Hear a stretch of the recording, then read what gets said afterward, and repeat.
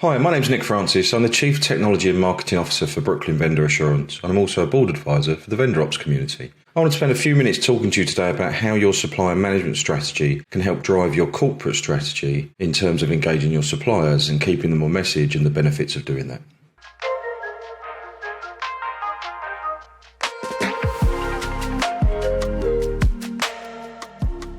Starting with this, we've got a view of, I suppose, the strategic construct of an organisation. And what I mean by that is ultimately the wants and needs of a company is driven by the shareholders and to some degree the customers and the market trends. And those feedback loops, considering all three of those things with a little bit of a political and economic and social wound into that, would drive what your external influences are to your company strategy. What your shareholders need from the business, from the short, medium term, what your customers expect of you and what you've committed to customers that you'll do so you can retain them and hopefully upsell them. And the market trends, what new technology and new innovation is coming out in the space in which you operate that can help you to help your customers further and make your product or service then that bit more sticky and a bit more relied on by your customer base. That then mixed in with, like I said, political, economic, social, technological, legal or environmental challenges, you consider what you need to do from a company strategy. That company strategy is also influenced by two other things. The public-facing persona of your company and your organisation. So what your brand looks like externally to just Joe Public, but also your customers, taking into consideration that your strategy does need to pay homage or be aware of your values as an organisation and your behaviours that are expected of you as a company and how you stand out in the marketplace for that. So you need to be considering that in part of your company strategy. And if your external influence from the shareholders, customers, market trends, etc. are changing that, then you need to pay some attention to how you would review and look at your public-facing persona from a missions, ethos, values and behaviours perspective. And then in an increasing amount of industries, definitely in financial services, historically, you've always got to watch how your company is impacted by the regulator. There's about 90 regulation or regulating bodies across the UK. They're across all different sectors. Many of them are industry aligned, and they often set out guidance, either how you need to operate internally from a quality control and resilience perspective, or they set out guidance that how you need to treat customers fairly and work with customers to make sure that the customer is always at the heart of everything you do. That also needs to be considered in any company strategy.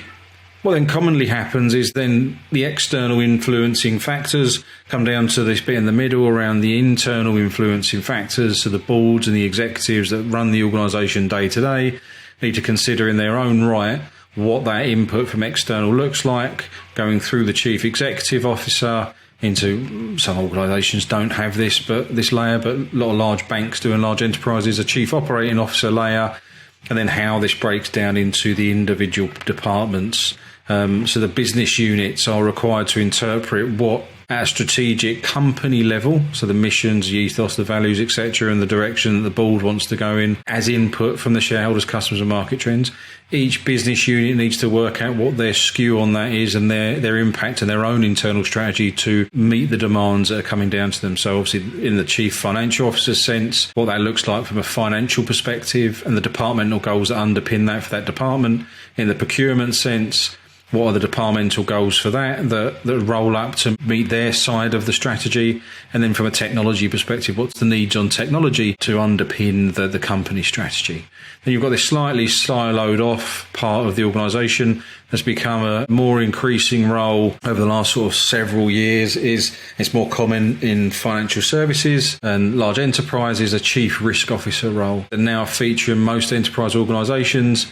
They have significant influence, especially when they're looking from a 3 lines of defence model. They've got to provide oversight onto these parts of the organisation and then independently report up to the board, even sometimes, in most cases, bypassing the CEO, even though they'd have a dotted line to the CEO and report to the CEO, and also reporting up to the regulator where relevant to do so. And they've got to work out what their part of the strategy is from an oversight and risk perspective.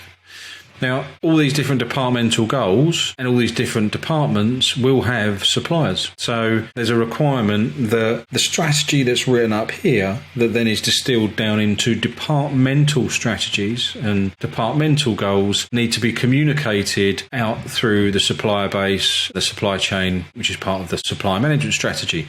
Right, so there's this wide bit around a supplier management strategy that says, how do we collaborate and open up communication lines to talk to our suppliers and our vendors about possible process changes, people changes, increased or decreased governance, and the technologies we use and how that's changing.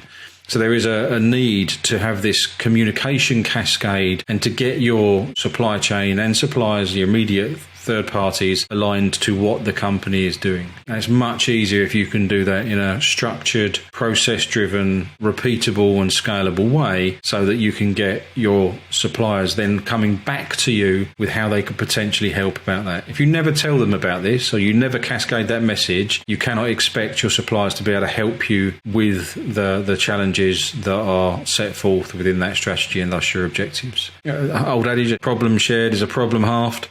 Maybe sometimes a bit of a stretch for some topics, but it's definitely true for this. The more eyes you can get on your strategic direction and where you need to go from a strategy perspective, the more you can cascade that. Your suppliers can add a huge amount of value to you on an ongoing basis. And the more and closer you can keep them from that, educating them on your strategy, the better chance you've got of delivering that strategy.